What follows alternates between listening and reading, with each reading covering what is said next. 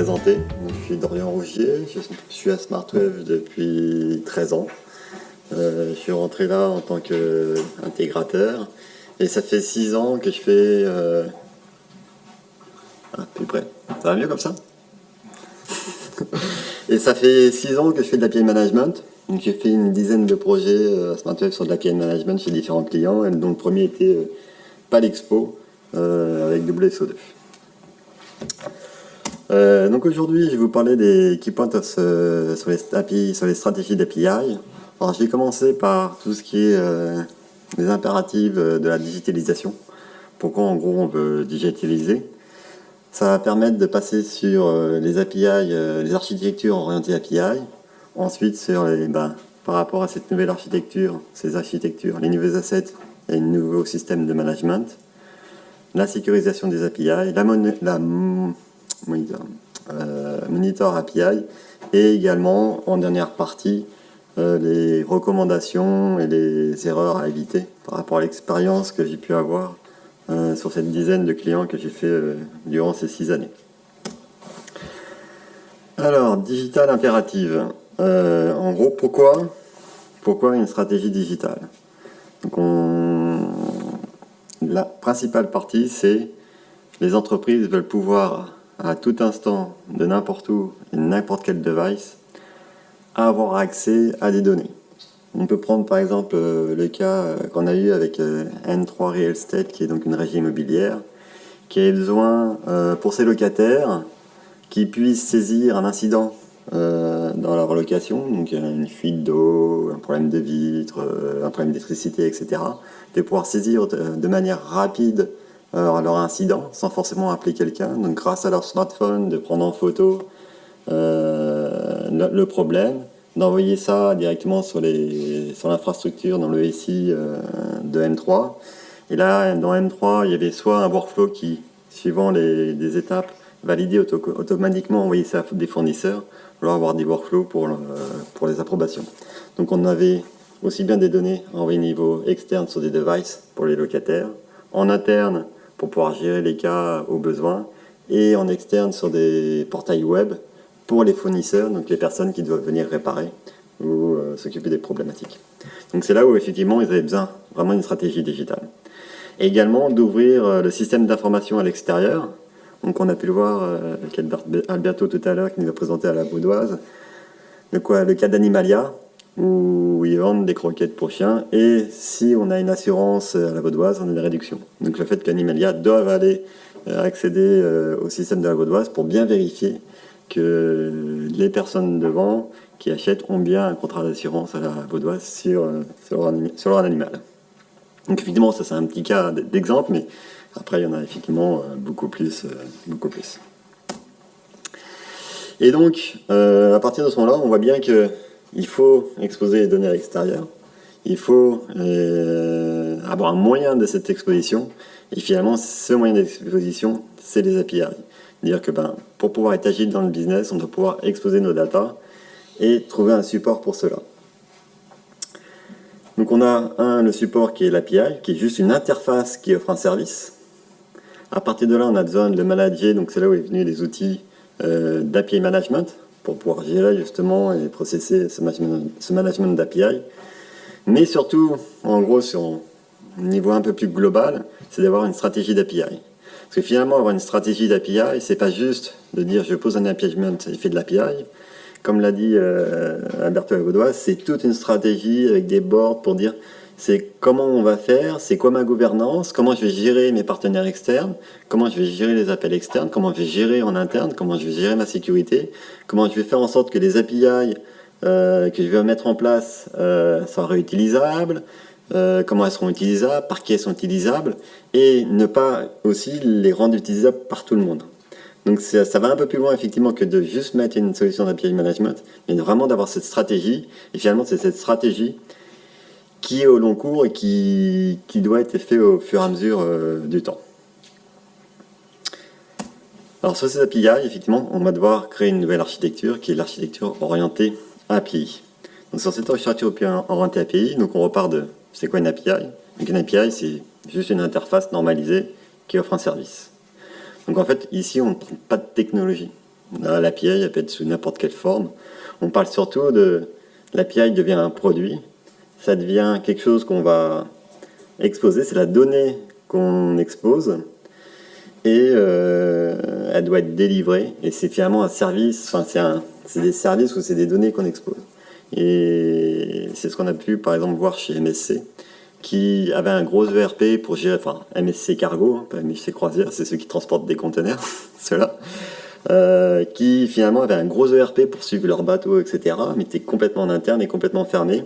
Et le jour où ils se sont décidés à vouloir évoluer cet ERP, faire en sorte qu'il soit beaucoup plus agile sur le développement, de proposer des services, de pouvoir l'utiliser aussi pour les dockers, sur les ports, etc. Parce que finalement, les dockers qui s'occupent de leurs conteneurs, ils ne font pas partie des MSC, mais ils ont besoin de savoir quels sont les conteneurs qu'ils doivent prendre, où ils doivent les prendre du bateau, où ils doivent les mettre, etc. Donc de pouvoir exposer des services sur des applications mobiles ici, donc qui sont passés d'une architecture ERP très monolithique en interne à un éclatement entier avec des API, donc à une réécriture de l'ERP qui était déjà un truc qu'ils avaient écrit eux-mêmes, une réécriture avec beaucoup plus de services et orienté vraiment API pour pouvoir donner des fonctionnalités beaucoup plus évoluées à ce qu'ils voulaient faire. Au niveau de ces API, on peut voir différents niveaux d'utilisation. Donc on va voir le level 1, qui est utilisation interne. J'ai mes API dans la compagnie, je vais les développer, je vais les utiliser. Et finalement, le succès d'utilisation de ces API, c'est que en interne, on les utilise. Mais d'un autre côté, on va voir que si en interne, on a un souci sur l'API, finalement, on demande aux développeurs d'à côté, on dit ton API c'est quoi, comment elle marche, etc.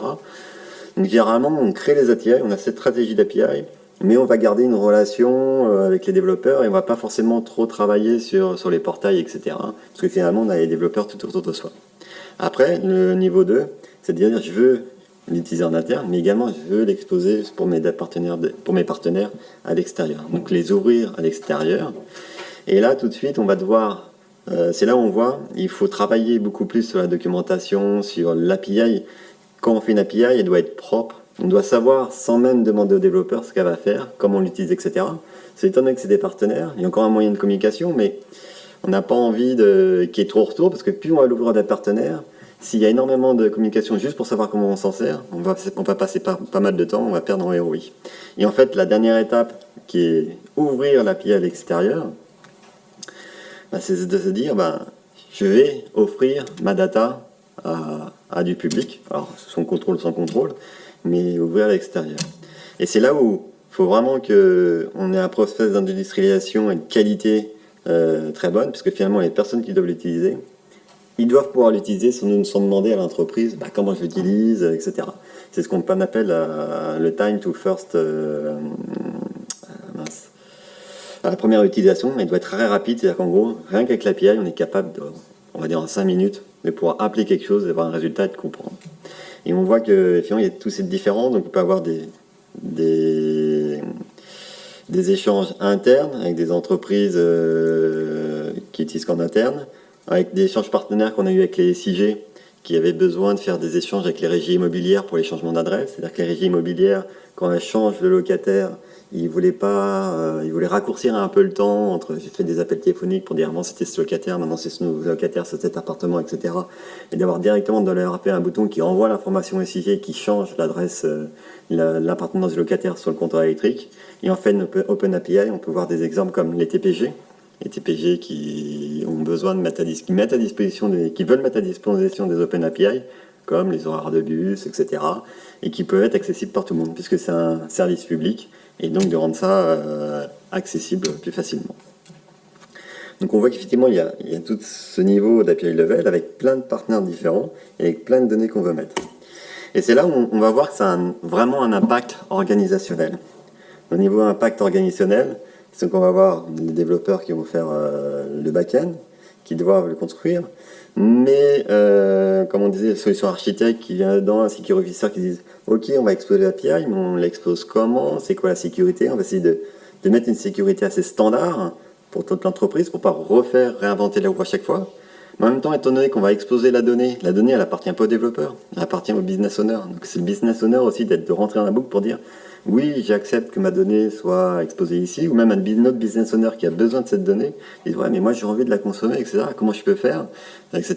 Donc on doit mettre en place toute une organisation, ce qu'on appelle la gouvernance de ces API, pour vraiment savoir, pour vraiment bien clarifier comment on déploie une nouvelle API, comment on la publie, comment on enregistre une nouvelle API, comment est-ce que les personnes qui veulent l'utiliser s'enregistrent pour le faire, aussi bien en interne qu'en externe.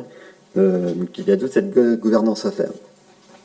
Et en fait, pour aider là-dessus, parce que c'est pas si simple, ça prend du temps, après en plus c'est des process itératifs, on l'a fait avec pas mal de nos clients, comme NSC, comme les ICI, etc. On met en place des workshops où en fait on prend chaque petit carton.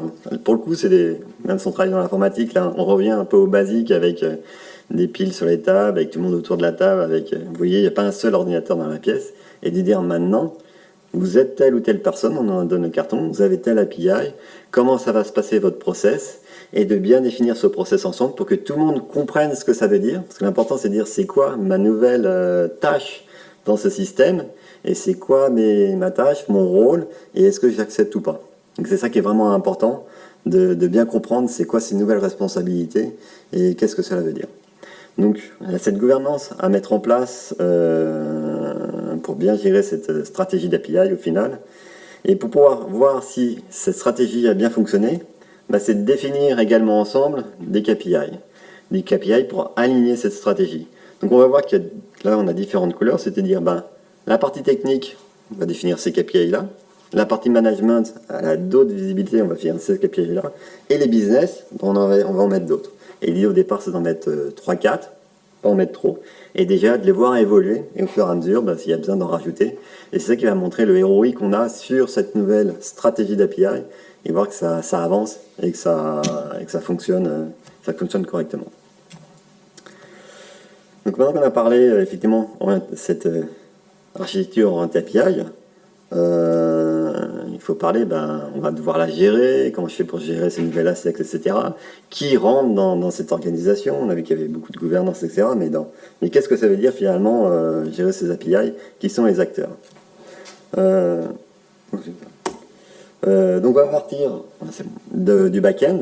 Donc on va avoir un back-end. Donc aujourd'hui on expose les API. Donc on va créer nos services. Nos data sont là. On veut les sécuriser. Donc c'est là où on va poser effectivement un premier outil qui s'appelle une API Gateway. Donc l'API Gateway va permettre de sécuriser ces API et de ne pas pouvoir les rendre accessibles directement. Sur ces API, on doit développer des policies. On va dire qu'on va développer des policies de sécurité, on va forcer la sécurité. On va essayer de rester sur les standards et pour que ça soit applicable à tout le monde et pour que ça soit facilement utilisable. Et c'est elle qui sera, et les API à l'extérieur, c'est ça qu'on va exposer. Les API vont passer à travers l'API Gateway qui va revenir sur le back-end. Ensuite, on va poser la solution qui s'appelle un API Manager. L'API Manager va permettre effectivement de faire toute cette première partie de design qui est je vais publier mes API, je vais gérer leur cycle de vie, je vais voir qui les utilise, je vais pouvoir gérer mes partenaires, je vais pouvoir gérer mes personnes internes, je vais pouvoir gérer mon organisation interne, de dire ça se trouve une délimitation entre mes différents départements, où toute mon entreprise peut tout voir, ou alors mes différents partenaires sont là, etc. De pouvoir gérer un peu ce niveau, avec un API administrateur qui voit tout, et les API publishers qui gèrent juste une toute petite partie de leurs API. Et une fois qu'on a en fait cette partie-là où on publie, on va partir sur un API portal qui est fait pour les développeurs portal. Donc, pour les développeurs qui veulent utiliser ces API. Donc, en fait, je suis développeur, je vais créer mon application. Cette API m'intéresse, j'ai envie de l'utiliser. Comment je fais pour savoir comment elle marche? Comment je fais pour m'enregistrer? C'est à travers l'API portal où on va pouvoir voir ces API, on va voir la documentation. Alors bien sûr, il y a toujours des notions de visibilité, suivant où on peut voir que celles qu'on peut utiliser, et manager les credentials de ces applications. Et une fois qu'on a vu ça, qu'on a finalement mis les informations, qu'on a récupéré les données, de savoir comment on l'intègre, on va développer l'application, on va la mettre en ligne, et on va pouvoir l'utiliser. Et c'est là où on arrive sur un quatrième groupe d'utilisateurs, qui sont les utilisateurs finaux. On a vu qu'en fait le policy developer, c'est quelqu'un qui est en interne. Les publishers, c'est aussi des personnes qui sont en interne qui vont gérer ces API. L'app développeurs peuvent être soit en interne pour des applications, soit des partenaires, ou soit des développeurs internes qui créent des applications externes, comme par exemple, on peut avoir pour des TPG qui vont créer une application mobile des TPG. Donc c'est eux qui la créent, mais pour le public externe. Ou alors, clairement des partenaires. Et enfin, les utilisateurs finaux qui peuvent être soit des personnes de toute l'entreprise qui utilisent des applications en interne, ou alors le public, qu'on prend les TPG et qu'on veut récupérer son billet pas de train j'allais dire, mais billet de bus. Finalement, on s'est enregistré, on a un compte et c'est un utilisateur externe qui utilise l'application. Donc on va avoir effectivement tous ces utilisateurs à gérer. C'est pour ça qu'il y a la gouvernance. Donc, nouvelle brique. L'API Management, c'est finalement ces trois briques, c'est trois nouveaux composants qu'il va falloir intégrer dans l'architecture de l'entreprise. Donc pour l'intégrer, ça va, comme on voit, ça va rien remplacer. On peut avoir, suivant les entreprises, suivant le SI, on va avoir nos backends, nos bases de données, nos services. On peut avoir, au besoin de l'intégration, avec des ESB, des ETL, etc. On a nos applications internes, nos applications internes, les firewalls. Et en fait, on va écarter un peu tout ça et on va placer le composant API Manager. Donc l'API Manager avec l'API Gateway, l'API Manager, l'API Portal, qui va se rendre interactif avec tout ça. Donc on voit que les flèches vont effectivement, les externes, les internes vont vers l'API. Alors après, avoir une architecture plus précise de dire où est-ce que je la dépose en DMZex, etc. Ça va faire plus tard, mais on voit déjà qu'il faut écarter, poser ça. On va pouvoir faire également des appels internes et externes dans tous les sens, et qu'on va devoir gérer aussi ça doit avoir une grosse interaction avec tout ce qui est access management, auditing, identity provider. Parce que comme j'ai dit tout à l'heure, on a des utilisateurs qui vont utiliser des applications. Il faut qu'ils soient dans des identity providers, qu'ils soient gérés dedans, dans des entity storage. Et l'API Management ne fait que valider les informations de sécurité qu'on lui envoie à partir de ces entity providers pour dire j'autorise ou je n'autorise pas. Et c'est là où, comme le disait Alberto tout à l'heure, faut vraiment, c'est une nouvelle brique. Et donc c'est des nouvelles responsabilités et à prendre sur ces solutions et bien affecter des rôles à l'organisation interne qu'on a aujourd'hui, à appliquer ça dessus. L'infra va devoir la gérer, la sécurité va devoir peut-être jeter un petit coup d'œil dessus et d'avoir une équipe effectivement interne qui va devoir gérer tout ce qui est API administrateur, valider toute cette partie-là. Donc là on était sur la partie architecture. Maintenant on voit que on interagit avec l'externe, on interagit avec l'interne, on peut aller dans tous les sens. On va parler un peu de tout ce qui est sécurité des API. Alors l'API Gateway, on peut dire, elle a plusieurs rôles. Elle peut permettre d'exposer des API pour les internes ou pour les partenaires de nos backends. Donc ça c'est le coup un peu classique de dire c'est moi qui développe mes API, je les gère et je les rends en interne externe, j'ai un identity manager qui vérifie ça. J'ai une utilisation assez simple. La deuxième solution, c'est aussi de s'en servir comme service broker. C'est-à-dire que là, on part sur l'inverse. C'est-à-dire qu'on a des applications internes qui ont besoin d'appeler des services à l'extérieur, donc du SaaS ou des partenaires. Donc c'est là où l'API Management va aussi également se servir. C'est-à-dire qu'en fait, les applications que j'utilise, elles sont sécurisées, elles sont à l'extérieur. Mes backends, ils sont à l'extérieur. Et j'ai envie de contrôler, en fait, qu'est-ce qui passe à travers mes tuyaux. C'est-à-dire que je ne veux pas que mes backends appellent directement les SaaS, parce que ça veut dire que déjà, ils appellent directement sur Internet. 2, tout ce qui est credential de sécurité de mes SaaS, qui est aussi une API Management, sont gérés dans les backends. Et que si je dois les révoquer, je suis obligé de redéployer tous mes backends, de remettre à jour tout partout. On va dire et en plus, je suis obligé d'intégrer la sécurité de mon SaaS dans mes applications backend, ce qui oblige encore d'ajouter une couche de sécurité en plus, des nouvelles frameworks, etc. L'idée, c'est de se dire, mes backends, mes applications, ils utilisent l'API Management, donc ils savent comment s'authentifier sur l'API Management, c'est-à-dire un standard interne à mon entreprise, et c'est l'API Management qui va appeler tout ce qui est dans le SaaS. Ce qui veut dire que déjà on contrôle, au niveau monitoring, on sait ce qui passe à travers l'extérieur de mon ici. Je suis capable également de vérifier comment ça a appelé, parce qu'on a toujours des quotas, on a créé des contrats avec ces SaaS pour dire à quel niveau d'utilisation on avait. Et également, si j'ai besoin de révoquer un client ID, un credential sur mes SaaS, je ne suis pas obligé de redéployer tous mes backends. Finalement, je change juste ma configuration de mon API Management sur cette application, sur cette API, et c'est mis à jour automatiquement. Donc je n'ai plus à communiquer les informations à mes backends. C'est géré de manière centralisée, et ce qui va simplifier finalement cette gestion. Donc ça c'est pour la partie effectivement call interne vers l'extérieur. Et on le voit, hein, j'ai de plus en plus de clients qui le demandent. C'était qui dernièrement les SIG qui avaient besoin d'appliquer effectivement d'appeler leur service SaaS externe et qui disaient je passe par laquelle, comment je fais, est-ce que c'est une bonne idée d'appuyer, c'est quoi l'intérêt de passer par l'API management. Effectivement, c'est de ne plus avoir à gérer ça dans les backends, mais avoir vraiment un contrôle global de qu'est-ce qui sort, qu'est-ce que sont mes appels internes et externes, et d'avoir vraiment une vue globale de tout ça. Alors j'en ai déjà commencé à en parler un peu, c'est de dire à un moment on va gérer la sécurité de manière globale. C'est-à-dire qu'on va le front arrive sur l'API Gateway avec un type d'access token, un type de sécurité qui peut être différent, qui peut être dans des repositories, qui peut être sur des IDP par exemple Azure, Keycloak, etc. D'un peu partout.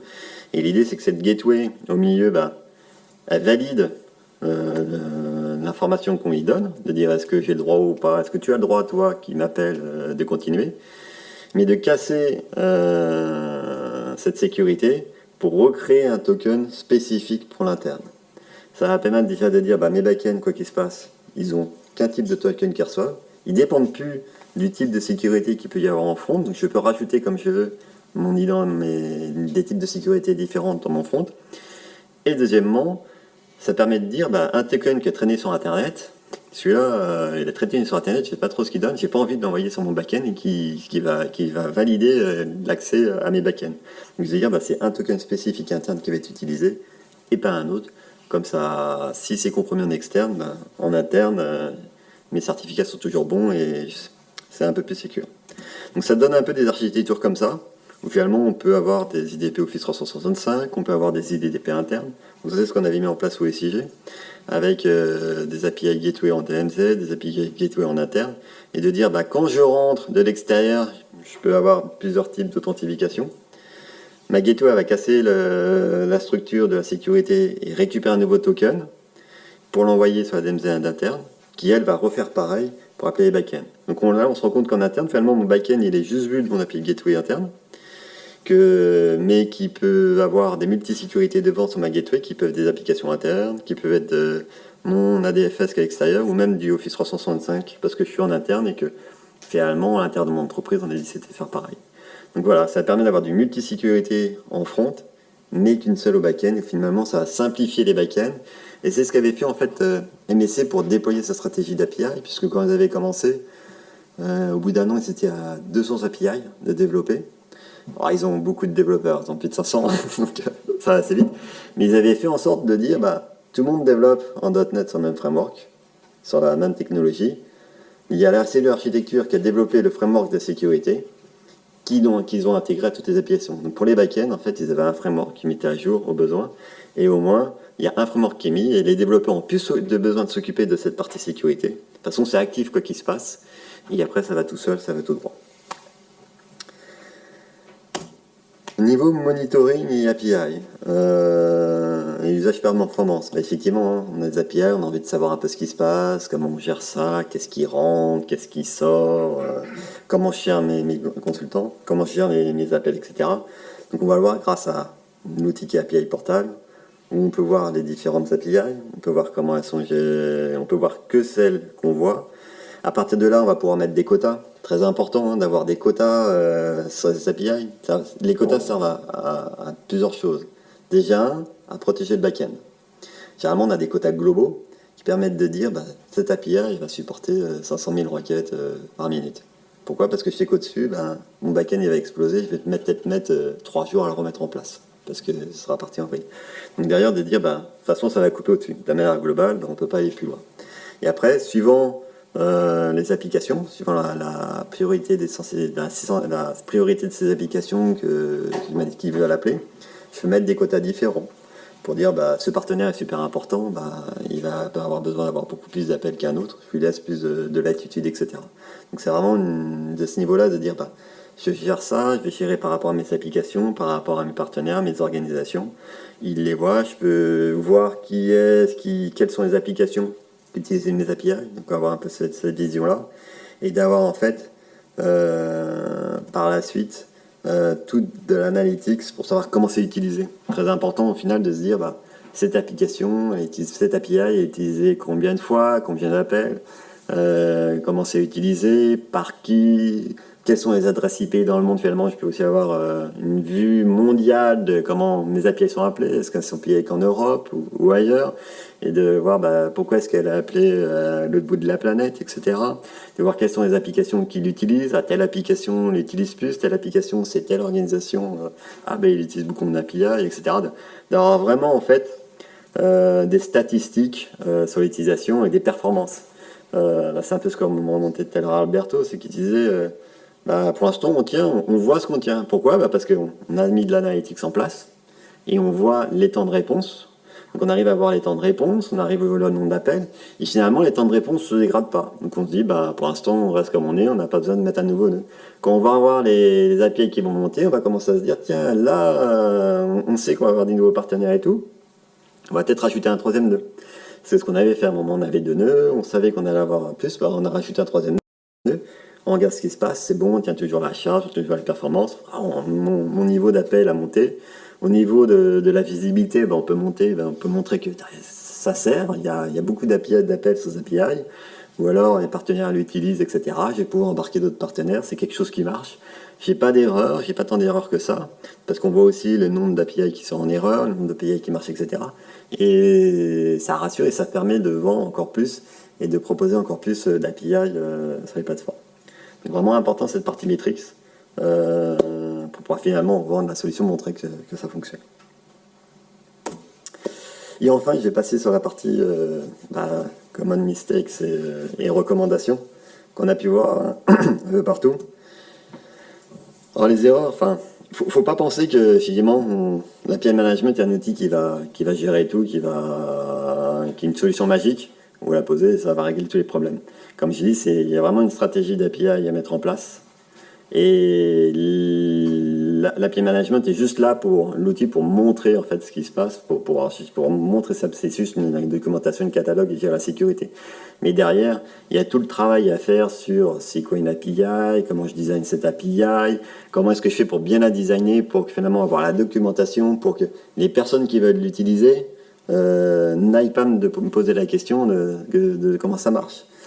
Un de nos clients, ils ont fait une première API pour des données RH, et ils m'avaient mis date 1, date 2 et date 3. Je fais, c'est bien, mais ça veut dire quoi, date 1, date 2 et date 3 c'est la date d'embauche, la date d'anniversaire. Il fait, vous me mettez la date d'embauche, date d'anniversaire. Ça va éviter aux développeurs qui veulent utiliser cette API de vous demander, c'est quoi date 1 et date 2, parce que s'il y a 10 développeurs qui doivent utiliser l'API, il va demander 10 fois à celui qui l'a développé qu'est-ce que ça veut dire, et donc celui qui l'a développé, il va perdre du temps à chaque fois à expliquer pourquoi finalement vous mettez un bon nom. Et derrière, il vous posera plus la question, vous aurez gagné du temps. Donc effectivement, ça adresse qu'une petite partie de l'API management. Il y a vraiment tout le reste à faire autour, toute la gouvernance, c'est-à-dire qui sont les personnes qui s'impliquent, etc. Deuxième point, effectivement, on va poser l'API management, ça va se dire, je veux implémenter toutes les sécurités de la Terre, je vais mettre tout ça, c'est de dire, on prend un pilote, on le met en place et on regarde ce qui se passe. De voir qu'est-ce qui est utilisé, qu'est-ce que j'ai besoin comme sécurité pour celui-là, d'essayer d'effectivement de créer un truc standard, de voir est-ce que ça rentre finalement dans mon SI, dans mon entreprise, est-ce que les gens arrivent à l'adopter, et au fur et à mesure en fait d'être évolutif. C'est ce qu'on avait fait pareil à Vaudois, si je reprends, où on a mis en place avec des JOT, marque logique arrive au bout d'un moment, on doit faire du SAML, maintenant on déploie pour faire du SAML. Ou alors on doit développer un nouvel IDP, maintenant il y a un nouvel IDP, on va les faire. Donc au départ, par exemple sur TPG, le but du pilote, c'est de travailler avec les revendeurs de tickets. Pour l'instant, on va implémenter l'IDP des partenaires. Et l'IDP public, on verra au fur et à mesure qu'on va intégrer la nouvelle application, etc., qui sera mise en place par Immobile, d'intégrer à ce moment-là l'e-public. De vraiment faire au fur et à mesure pour monter en puissance gentiment. Et dernière recommandation, c'est ce qu'on voit, on pose toujours cette question, est-ce que le versionning est géré dans l'API management ? Comme toujours, l'API management, c'est pas magique, c'est le versionning. On peut mettre V1, V2, V3, tout ce qu'on veut, mais c'est pas l'API management qui est le back-end. C'est ce qui expose l'API. C'est le back-end réellement qui fait les choses. Donc si c'est pas géré dans le back-end, l'API management aura être la meilleure qu'on veut, c'est pas le qui va le gérer. Donc c'est vraiment, c'est comme j'ai dit au départ, c'est pas un outil magique, c'est un outil qui va aider, mais il faut vraiment tout définir tout autour pour que ça fonctionne vraiment correctement. Et niveau recommandation, c'est vraiment de bien penser à la stratégie de gouvernance. On l'avait, je crois que c'était à l'université de Lausanne, où ils avaient choisi leur API management. On a fait après on est rentré après SmartWave pour les aider sur la gouvernance. Et ils ont fait, si on avait fait notre gouvernance avant, en fait, on aurait peut-être choisi différemment ou peut-être fait autrement au départ, parce que maintenant on sait ce qu'on veut faire, maintenant il va falloir adapter le produit qu'on a choisi pour faire la gouvernance qu'on veut faire maintenant. Donc effectivement, c'est important de définir c'est quoi ma gouvernance pour bien choisir le produit adapté et pas redévelopper tout en interne. Deuxième point, je l'ai dit, c'est vraiment d'avoir une API, de vraiment travailler sur cette notion de design d'API, d'avoir une documentation claire, parce que plus ça sera clair, plus ça sera utilisable sans rien demander, plus vos développeurs vont gagner du temps, parce qu'ils ne vont pas devoir expliquer en permanence comment on fait, etc.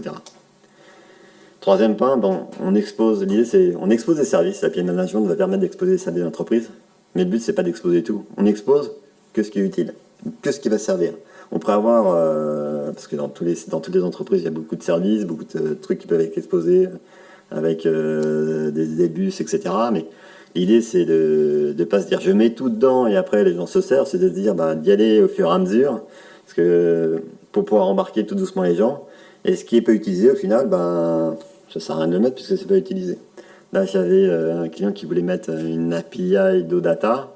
Il a absolument voulu la mettre, mais prendre celle de l'éditeur et la mettre directement dedans, il y avait 16 800 méthodes. C'est bien gentil votre truc, mais 16 800 méthodes, celui qui va regarder déjà la documentation, 16 800, il va jamais aller regarder ce qu'il y a dedans, parce que 16 800 des méthodes, déjà faut la lire, puis aller chercher celle qu'on veut dedans, mais c'est une catastrophe, c'est pas utilisable. Donc vraiment mettre juste ce dont on a besoin en fait au départ. Pas se dire j'ai le truc global, j'ai envie de mettre le truc global parce que c'est comme ça, et parce que si on en met trop, ça ne sera pas utilisé parce que ça sera trop long à aller regarder, et on va perdre trop de temps, donc vraiment mettre ce qui est utilisable. Et dernier point, vraiment mettre en place les métriques, parce que finalement c'est ça qui va montrer que, c'est l'histoire des KPI, qui va montrer que ça marche, que votre plateforme marche, et que le projet est un succès, et qu'on peut continuer comme ça, et qu'on peut aller de l'avant encore plus, et embarquer encore plus de personnes pour montrer, ma plateforme, elle marche, mes temps de réponse sont bons, les utilisations j'en ai beaucoup, ça monte en puissance, ça tient la route. Au niveau de ma stratégie, vous voyez, j'ai plein d'API qui montent, etc. Et quand on parle de métriques, c'est pas uniquement la plateforme, c'est de se dire aussi les personnes elles sont pas dérangées parce que la documentation est claire, on a gagné du temps là-dessus, on a là, etc. Et c'est un projet qui fonctionne et on peut continuer sur la stratégie de digitalisation de l'entreprise. Donc voilà. Donc comme vous l'avez fait voir, j'ai quasiment pas parlé technologie, parce que vraiment, toute cette notion de API stratégie, c'est vraiment, on s'en moque finalement de la technologie qu'on utilise, c'est vraiment de dire comment je mets tout ça en place, en travers de la gouvernance, du design, etc. C'est vraiment une stratégie à mettre en place, et après l'outil ou la technologie utilisée, vient une fois qu'on a un peu les idées claires là-dessus, et qu'on sait où on veut aller. Donc, merci de m'avoir écouté. Est-ce que vous avez des questions? Juste une question sur le versionnement. Oui. J'ai bien compris que dans les versions, c'est dans le backend que ça se passe, parce que c'est bien les services. Ouais. Mais il y a quand même une ère d'aiguillage, des endpoints, etc. dans les versions. Oui, bien sûr. Alors, de toute façon, quand on va créer une API, on va créer son contrat. Son contrat va avoir une version. Et on va retrouver finalement cette version dans l'API management, puisque c'est elle qui reflète la documentation. Donc c'est pour ça que c'est important de mettre la version, même si elle est mineure. Alors, il y a différents types de versions. Comme on dit, il y a des versions mineures et des versions majeures. Les versions mineures ne vont pas casser la compatibilité. Donc, c'est-à-dire que ce qui est important, c'est de le mettre dans le contrat pour savoir que, par exemple, c'est une 3.4 ou une 3.5. Mais finalement, l'API qu'on expose, elle va peut-être pas changer. Parce que, par exemple, si j'ai rajouté un champ de body au retour, j'ai rattaché le temps. Celui qui l'utilise actuellement en API, ça va pas lui changer sa vie. Par contre, effectivement, si je rajoute sur la request, par exemple, des champs obligatoires, celui qui l'appelle aujourd'hui, ça va plus marcher. Mais c'est là, après, il faut se demander, et c'est vraiment une stratégie de dire comment je le gère. Est-ce que je le gère dans l'URI ou est-ce que je le gère dans mon appel à un header? À un moment, il faut que le client qui appelle il sache quelle version il appelle. Donc effectivement, après, on peut avoir des stratégies de dire, enfin c'est souvent dans l'URI, on met dans l'URL de l'URI, au niveau de l'API management, la version, et après, effectivement, on pourrait appeler le backend 1 parce que c'est la version 1, ou le backend 2, c'est la version 2. Donc on met, quoi qu'il se passe, effectivement, les backends doivent être gérés comme ça, et après, l'API management, lui, doit avoir le moyen de savoir comment il appelle ou qu'est-ce qu'il appelle. Donc soit dans l'URI, soit dans un header, soit il y a une default, et on choisit la default. Alors default, c'est toujours un peu dangereux parce que quand est-ce qu'on dit qu'on change la default de version? Donc il y a un client qui utilise la default, chouette, version 3, attention, là je vais passer default en version 3. Est-ce que tous mes clients ont bien passé leur default en version 3 ou est-ce que ça va tout casser? Donc les defaults, c'est pareil, ça se discute. Hein.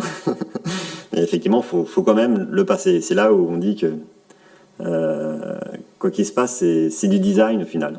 Et puis le management, lui, il va juste refléter ce qu'on va avoir défini dans notre design, dans notre gouvernance, de dire mon versionning, je le gère comme ça. Je le mets dans mon URI, ou je le mets dans un header, ou je le mets ailleurs, je sais pas où.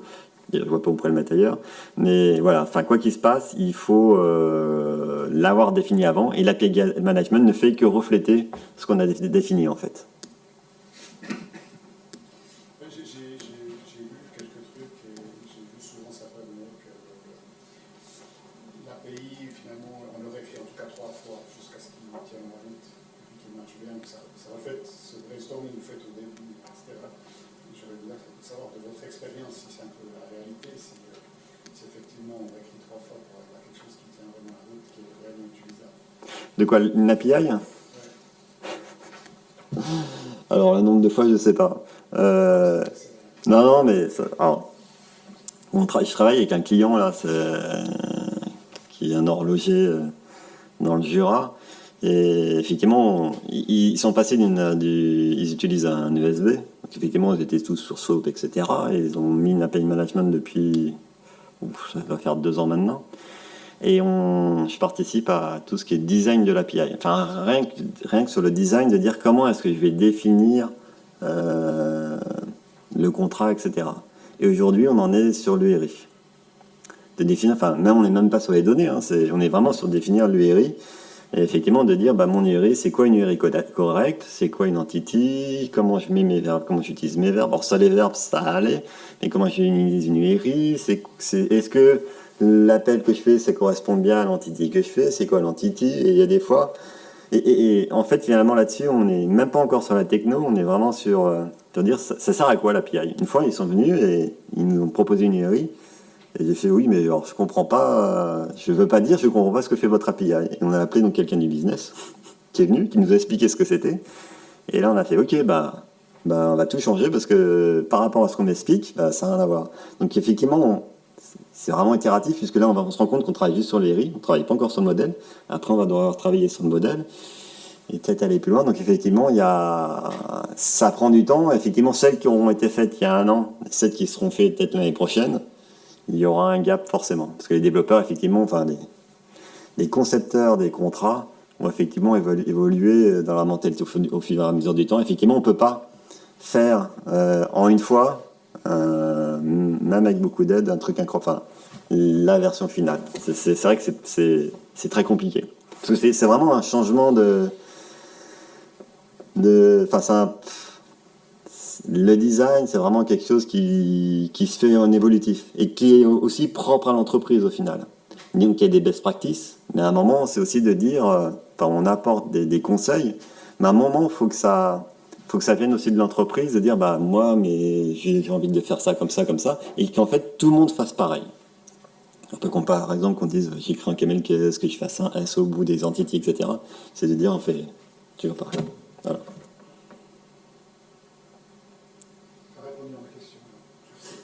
Après, de toute façon, je suis là après les séances pour répondre. J'ai une dernière, c'est parmi mon client, il y en a déjà qui utilisent la monétisation d'API. Alors, je répondrai non, clairement non. Ils y pensent, mais non.